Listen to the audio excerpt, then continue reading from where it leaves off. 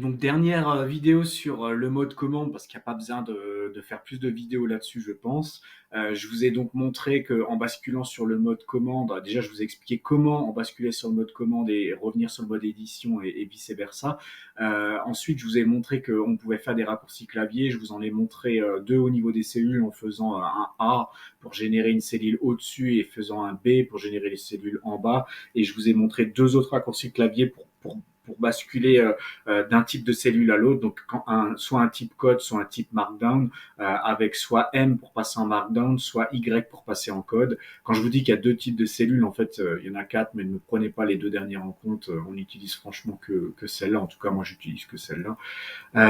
Et si vous voulez vraiment savoir tout ce que vous pouvez faire avec le mode commande, parce que maintenant vous voyez un petit peu l'idée avec l'histoire des raccourcis clavier et de la gestion du notebook, ce que vous pouvez faire, c'est vous allez dans l'onglet Help. Je vous ai déjà montré qu'il y avait une partie raccourci clavier.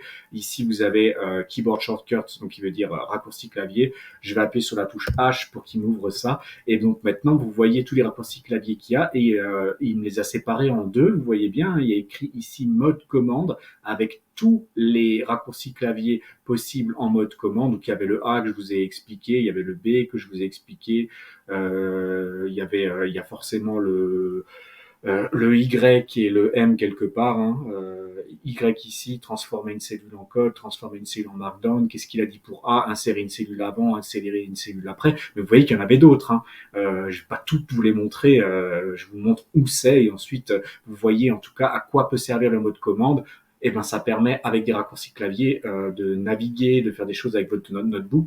Et ensuite, si je descends, quand je suis en mode édition, donc quand je serai en mode édition, c'est quand la barre sera verte, quand ça va clignoter, quand il y aura un stylo ici, et ben là vous avez d'autres types de raccourcis clavier qui sont ici. Donc on voit bien qu'il y a bien deux modes, et c'était surtout celui-là que je voulais vous expliquer parce que de base on n'a pas tendance à l'utiliser puisque nous on veut tout de suite éditer du code et c'est quelque chose qui n'existe pas forcément, on va dire sur d'autres logiciels ou sur d'autres plateformes. Donc c'était bien, je pense, de savoir que ça existe.